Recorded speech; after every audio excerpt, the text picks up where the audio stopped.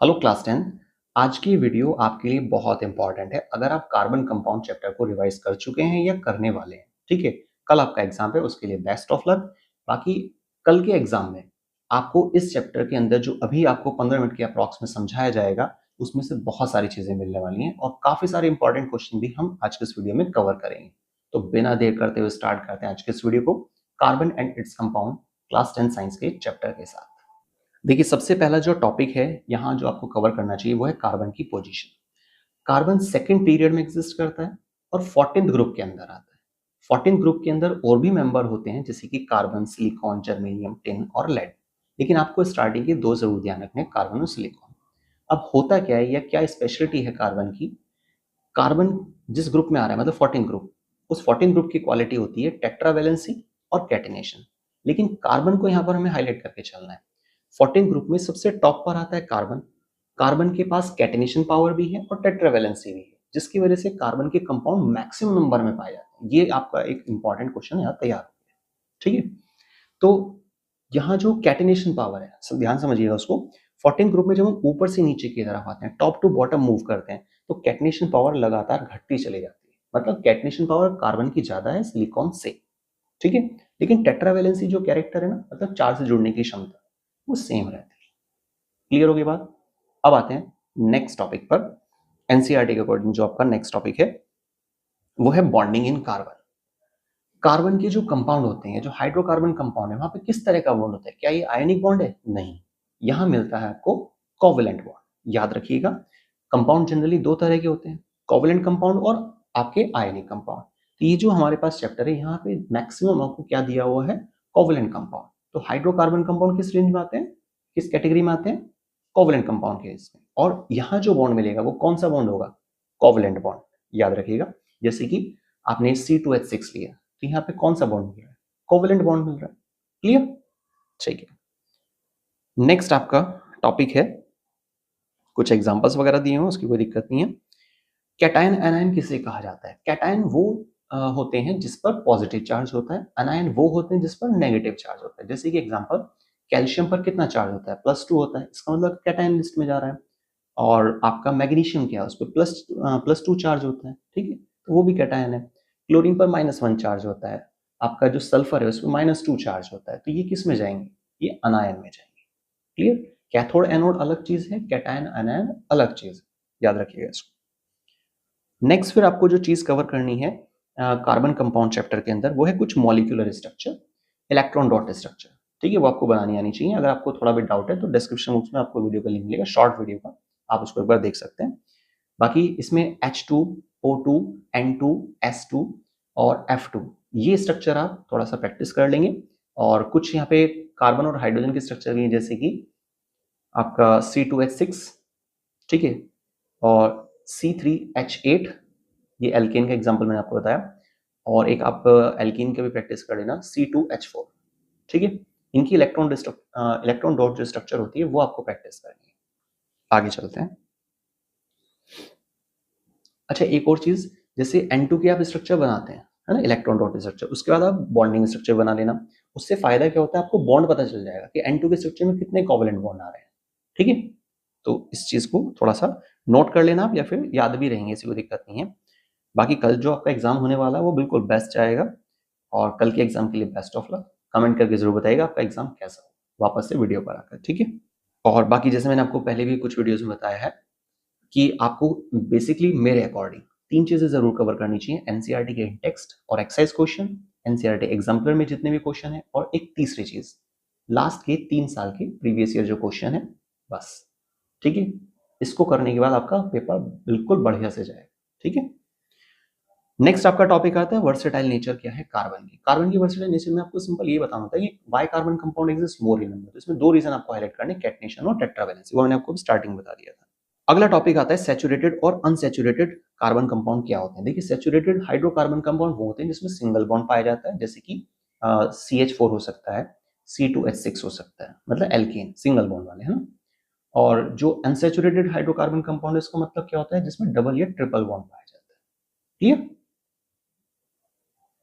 इसमें आप एग्जाम्पल अगर लिखना चाहें तो C2H4 लिख सकते हैं, ठीक है, डबल बॉन्ड के बेस पे। नेक्स्ट फिर आपका टॉपिक आता है आईयूपीएसी का। आईयूपीएसी मतलब international union of pure and applied chemistry. इसके लिए देखिए आपको दो तरह की काउंटिंग याद होनी चाहिए, meth, eth, prop, but, pent, hex, hept, oct non, dec, ठीक है। और दूसरी जो हमारे पास काउंटिंग है जो मदद करती है एक्स्ट्रा वाले पार्ट को कवर करने में, मोनो, डाई, ट्राई, टेट्रा, पेंटा, ठीक है। एक्स्ट्रा पार्ट जैसे कि आपने कोई हाइड्रोकार्बन की स्ट्रक्चर देखी है ना, फॉर्मूला देखा, वहां आपने आईयूपीएसी का ऑलरेडी नाम लिख दिया है ना, एक सीक्वेंस थी या चेन थी या ब्रांच पैटर्न था, उसके अलावा जो बच जाता है, जो एक्स्ट्रा पार्ट जैसे कि CH3 हो सकता है, C2H5 हो सकता है, उसमें मिथाइल या इथाइल बोलते हैं ना, तो उस चीज को कवर करने में काम आती है, ठीक है। अब फिर नेक्स्ट आपको 4 जनरल फॉर्मूले पता होने चाहिए। CnH2n+1, ठीक है, ये एल्काइल के लिए होता है। CnH2n+2 ये एल्केन के लिए होता है। CnH2n ये एल्कीन है। और CnH2n-2 मतलब डबल में से डबल किया पहले आपने, फिर उसमें 2 माइनस कर दिया, ये आपका एल्काइन के लिए आता है जनरल फार्मूला। और एक और चीज आपको याद रखनी है जिसको नोट कर लेना, जो जनरल फार्मूला था उसको कभी भी रिंग स्ट्रक्चर पर अप्लाई करके नहीं देखते हैं। जैसे कि एग्जांपल, 6 कार्बन लिए अपने हेक्सागन स्ट्रक्चर, ठीक है, डबल बॉन्ड अल्टरनेट में लगाया, तो इसका क्या नाम रखना चाहिए? बेंजीन बोलेंगे हम इसको, या फिर क्या बोलेंगे इसको? हेक्सीन। अब हेक्सीन सुनने पर लग रहा है कि भाई ये तो CnH2n में फिट बैठ रहा है, मतलब कि इन की लिस्ट में आ रहा है, ठीक है। पर CnH2n का मतलब तो हाइड्रोजन 12 होना चाहिए, पर इस स्ट्रक्चर के अंदर हाइड्रोजन सिर्फ 6 होते हैं। तो रिंग स्ट्रक्चर पर आपको जनरल फॉर्मूला अप्लाई करके नहीं देखना है, ये मैंने आपको उसका एग्जाम्पल बताया, ठीक है। 4 जनरल फॉर्मूले होने के बाद फिर आपको कुछ 5 फंक्शनल ग्रुप भी याद रखने हैं, जैसे कि CHO मतलब एल्डिहाइड ग्रुप, अल यूज करते हैं। OH मतलब कि अल्कोहलिक ग्रुप, जिसके लिए हम OL यूज करते हैं आईपीएसी में। और COOH मतलब कार्बोक्सिलिक ग्रुप, जिसके लिए हम OIC यूज करते हैं। CO मतलब कि कीटोन ग्रुप, जिसके लिए हम ONE यूज करते हैं। एक होता है आपका एस्टर, COO, ठीक है। रफली देखते हैं तो लगता है कि एस्टर किनारे पर आ रहा है, पर एक्चुअल में किनारे पर नहीं होता, ठीक है। तो COO के लिए हम क्या यूज करते हैं? O8, ठीक। CO को थोड़ा बच्चे टफ भी मानते हैं, इसका एक एग्जांपल समझते हैं। CH3, COO, CH3, ठीक है। तो आईपीएसी रूल के अकॉर्डिंग 2 कार्बन के सीक्वेंस है यहाँ पर, जो राइट साइड में CH3 है वो एक्स्ट्रा पार्ट है, ठीक है। ऑक्सीजन की वजह से यहाँ पे चेन ब्रेक हो चुकी है। तो इथेनॉइड, ठीक है। अब इथेनॉइड से पहले हम क्या लिखेंगे? जो एक्स्ट्रा पार्ट है, मतलब मिथाइल, मिथाइल इथेनॉइड यहाँ पर ये नाम बनता है, ठीक है। तो ये 5 फंक्शन ग्रुप हो गए। एक 6 नंबर पे आपके पास फ्लोरो, क्लोरो, ब्रोमो, मतलब कि 17 जो ग्रुप है, जो हेलोजन फैमिली होती है, उस मेंबर को भी आपको लेके चलना है, ठीक है। तो आईपीसी का आपको क्लियर हो गया होगा। बाकी फिर इसमें आपका हेक्सीन वगैरह हमने पढ़ लिया, बेंजीन जो हम बोल रहे हैं, ठीक है। नेक्स्ट फिर नंबर आता है इसमें होमोलोगस सीरीज का, ठीक है। होमोलोगस सीरीज में क्या होता है? देखिए कि कोई भी आपको नाम बोले, जैसे कि इथेनॉल, इथेनॉल की होमोलोगस सीरीज बताने मतलब 3 सक्सेसिव स्टेप्स बताने हैं आपको। तो ऐसे में क्या होता है, फंक्शन ग्रुप का जो सिंबल्स है ना, उसको नहीं छेड़ना होता है। उसके अलावा जो बचा है वहां CH2 ऐड कर देना होता है, एक कार्बन तो हाइड्रोजन को ऐड कर देते हैं, तो ये बन जाता है हमारे पास होमोलोगस सीरीज का टॉपिक। एग्जाम्पल, C2H5OH, ठीक है, ये दिया हुआ है। अगले 2 स्टेप पूछ रहा है, तो C3H7OH, ठीक है। इस तरीके से आप नेक्स्ट कितने भी स्टेप बना सकते हैं। CH2 मतलब कि इसका मोलर मास कितना रहता है? 14 है ना। सॉरी। नेक्स्ट फिर आपके पास आता है नॉमेनक्लेचर वगैरह, तो ठीक है, ये तो आपको आईयूपीएसी क्लियर है, आईयूपीएसी से ज्यादा नहीं आएगी, है ना। हेलोजन ग्रुप किसे कहते हैं वो हमें पता चल गया है। और फिर उसके बाद नेक्स्ट, ठीक है, यहाँ पर केमिकल प्रॉपर्टीज आती है कार्बन कंपाउंड्स की। कार्बन कंपाउंड की जो सबसे पहली प्रॉपर्टी है वो क्या है? कंबशन। कंबशन में क्या करते हैं हम? एल्केन लेते हैं, ऑक्सीजन की प्रेजेंस में उसको गर्म कर देते हैं, तो 4 चीजें बनकर आती हैं, कार्बन डाइऑक्साइड, वाटर, और आपका हीट और लाइट, ठीक है। यहाँ पे एल्केन मतलब कि CH4 डिस्कशन, सबसे सिंपल है। या फिर आप कार्बन भी, कार्बन के साथ जब ऑक्सीजन रिएक्शन कराएंगे तब भी यहाँ पर एक रिएक्शन प्रोसीड होती है, इसको भी कंबशन रिएक्शन ही कहा जाता है, ठीक है। लेकिन इस केस में क्या होता है? कार्बन डाइऑक्साइड हीट और लाइट बनती है, वाटर नहीं बनता है, याद रखिएगा, ठीक है। बाकी जो जनरल एग्जांपल है जो आपको ज्यादा इंपॉर्टेंट है, ध्यान रखना चाहिए, वो है CH4 प्लस में O2, ठीक है, कंबशन रिएक्शन, क्लियर। अब ये जो CH4 हमने लिया है, ये क्या है? सैचुरेटेड कंपाउंड, मतलब सिंगल बॉन्ड वाला है, जिस को जलाने पर ब्लू फ्लेम आती है, नॉन सूटी होती है, ये याद रखिएगा। अनसैचुरेटेड को अगर हम बर्न कर रहे हैं तो येलो फ्लेम आती है और वो सूटी फ्लेम होती है, क्लियर। फर्स्ट प्रॉपर्टी क्लियर हो गई है। अच्छा, अगर आपको वीडियो पसंद आ रही है तो प्लीज कमेंट करके जरूर बताइएगा, टॉपिक अगर क्लियर हो रहा है तो, और इसको मैक्सिमम शेयर कर दीजिए, ठीक है। आगे चलते हैं हम नेक्स्ट प्रॉपर्टी पर। वो है हमारे पास ऑक्सीडेशन। ऑक्सीडेशन में क्या होता है कि अल्कोहल को हम इसमें चेंज करते हैं ओइक वाले में। ओइक मतलब कि COH वाले में। जैसे आपने इथेनॉल लिया, तो CH3CH2OH, इसमें आपने क्या करना है, एल्कलाइन KMnO4 और K2Cr2O7 एसिडिफाइड, इसकी प्रेजेंस में आप कराते हैं तो प्रोडक्ट में क्या बनता है, CH3COH। तो इथेनॉल को इथेनोइक में चेंज कर दिया। हो सकता है वो आपसे एग्जाम में पूछे प्रोपेनॉल, तो प्रोपेनोइक में चेंज कर देना उसको, ठीक है ना। यहाँ पे जो KMnO4 हम यूज करें वो क्या है, ऑक्सीडाइजिंग एजेंट, ठीक है। तो ऑक्सीडेशन अलग है रिएक्शन और कंबशन रिएक्शन अलग थी। नेक्स्ट रिएक्शन है आपके पास एडिशन रिएक्शन। एडिशन रिएक्शन बिल्कुल सिंपल होती है, आप अनसैचुरेट को सैचुरेट में चेंज कर रहे हैं, इसको हाइड्रोजनेशन रिएक्शन भी बोलते हैं। ऑयल को घी में कन्वर्ट कर रहे हैं, ये इस नाम से भी जानी जाती है। आप अनसैचुरेट लेंगे प्लस में H2 लगाएंगे और निकल कैटलिस्ट के प्रेजेंस में काम होगा, तो प्रोडक्ट में क्या आएगा, हायर एल्केन, मतलब कि सैचुरेटेड कंपाउंड हो जाएगा, ठीक है। नेक्स्ट पे प्रॉपर्टी आती है इसमें सब्स्टिट्यूशन रिएक्शन की। सब्स्टिट्यूशन रिएक्शन में देखिए क्या करते हैं कि आपने एल्केन लिया, मतलब कि CH4 लिया, उसको Cl2 से रिएक्शन करा देना है। तो जब हम Cl2 से रिएक्शन कराएंगे ना, तो Cl2 तो ये बोलेगा भाई यहाँ पे कोई जगह खाली नहीं है, तो पहले वो जगह बनाएगा, फिर बॉन्ड बना लेगा उसको, ठीक है। तो क्या करेगा, वो H को हटाएगा, मतलब प्रोडक्ट में क्या बनेगा, CH3Cl। याद रखिएगा क्लोरोफॉर्म का फार्मूला नहीं है। क्लोरोफॉर्म का फार्मूला क्या होता है, फटाफट से कमेंट करके बताइए आप कि कैसे हम बना सकते हैं क्लोरोफॉर्म, ठीक है। चलिए आपने कमेंट कर दिया होगा, और अभी हम इसको आंसर को सुनते हैं जिससे कि चेक हो सके, क्योंकि अभी इतना टाइम नहीं है कि आप उससे खुद से प्रैक्टिस करेंगे सब चीजें। तो CH3Cl बन गया प्रोडक्ट में, फिर से Cl2 से रिएक्शन करानी है आपको। तो देखिए प्रोडक्ट में यहाँ पर क्या बना, फर्स्ट रिएक्शन के अंदर CH3Cl। एक बार फिर से अगर आप इसी चीज को Cl2 से रिएक्शन कराएंगे तो फिर क्या बनेगा, CH2Cl2, ठीक है। फिर नेक्स्ट स्टेप में एक हाइड्रोजन और हट जाएगा, एक क्लोरीन बढ़ जाएगा। तो इस तरीके से क्या होता है, रिएक्शन चलती रहती है, और जब आपके पास CHCl3 आ जाता है तो यही होता है क्लोरोफॉर्म। और अगर आपने फिर से एक बार करा दिया इसको Cl2 से रिएक्शन, तो बन जाएगा CCl4, मतलब कार्बन टेट्राक्लोराइड, ठीक है।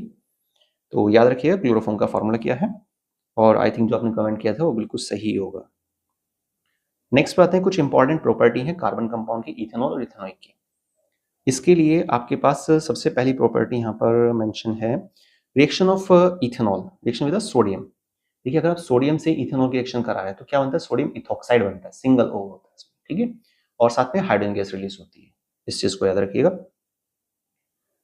और फिर एक यहाँ पर रिएक्शन दी हुई है कि इथेनॉल को हम कंसंट्रेट सल्फ्यूरिक एसिड की प्रेजेंस में अगर करा रहे हैं, तो याद रखना है आपको, नोट कर लेना इस चीज को, बहुत इंपॉर्टेंट है कि कंसंट्रेट जो सल्फ्यूरिक एसिड होता है ये डिहाइड्रेटिंग एजेंट होता है। कैसा होता है ये, डिहाइड्रेटिंग एजेंट, ये वाटर मॉलिक्यूल को साइड करवा देता है। जब इथेनॉल से वाटर मॉलिक्यूल निकलेगा तो क्या बनेगा, इथीन बनेगा। बहुत इंपॉर्टेंट है, याद रखना है आपको, ठीक है। सही है। और साथ में क्या रिलीज होगा, वाटर, वो तो मैंने आपको बताया अभी कि डिहाइड्रेटिंग एजेंट वाटर को साइड करता है। नेक्स्ट फिर प्रॉपर्टी आती है इसमें, अच्छा बीच में क्या ना मोलेसिस की कॉन्सेप्ट दी हुई है, वो आप याद रखिए। जैसे गन्ना होगा, गन्ने का जूस आपने यूज किया होगा, तो शुगर केन जो होता है जब हम उससे जूस को एक्सट्रैक्ट कर लेते हैं तो जो बचा हुआ पार्ट होता है, वो आपने देखा होगा, जूस निकालते हुए किसी को ऐसे ऐसे मोड़ते हैं ना, फिर से लगा देते हैं, बार बार 3-4 बार लगाते हैं, मतलब काफी हद तक सारा नहीं, सारा तो नहीं बोलेंगे, काफी हद तक जूस वहां से निकल जाता है, लेकिन फिर भी जो बचा हुआ पार्ट है उसमें भी अभी कुछ ना कुछ सेक्शन रह गया है, ठीक है। उसी पार्ट को हम बोल रहे हैं मोलेसिस। तो मोलेसिस वहां से कलेक्ट किया जाएगा, उसको फिर जो मील वगैरह होती है वहां तक पहुंचाया जाता है, और फिर उसको हम फर्मेंटेशन में प्रोसेस में इंक्लूड करते हैं। जाइमेंस एंजाइम वगैरह ये सब चीजें इस्तेमाल की जाती हैं, और अल्कोहल प्रोडक्शन वहां पर किया जाता है, ठीक है। तो प्रोडक्ट में वहां पे इथेनॉल इस तरह से तैयार किया जाता है। ये छोटे सा पार्ट है जो बीच में आ रहा है, उसको ध्यान रखना है आपको। नेक्स्ट आते हैं प्रॉपर्टी ऑफ इथेनोइक एसिड पर। इथेनोइक एसिड की प्रॉपर्टी में सबसे पहले आता है एस्टरिफिकेशन, मतलब एस्टर का बनना। इथेनोइक से इथेनोइक एसिड लो आप, ठीक है, CH3COH प्लस इथेनॉल, क्या बनेगा, एस्टर बन जाएगा, सही है ना। और साथ में क्या निकलेगा, वाटर, याद रखना है आपको।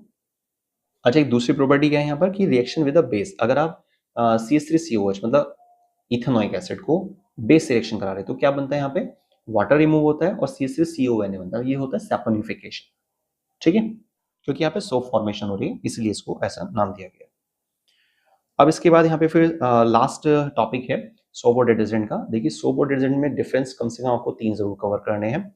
और अब सोप और डिटर्जेंट में देखिए मेन चीज क्या होती है, जब हम सोप का इस्तेमाल करते हैं हार्ड वाटर के साथ, डिटर्जेंट को कोई दिक्कत नहीं है, वो तो स्ट्रॉन्ग केमिकल्स होते हैं, सोप में वीक केमिकल्स होते हैं। बायोडिग्रेडेबल टॉपिक से जोड़ देते हैं हम सोप को, लेकिन जो हमारा डिटर्जेंट है उसमें हार्ड केमिकल्स होते हैं, उसको हम उससे कनेक्ट नहीं कर सकते।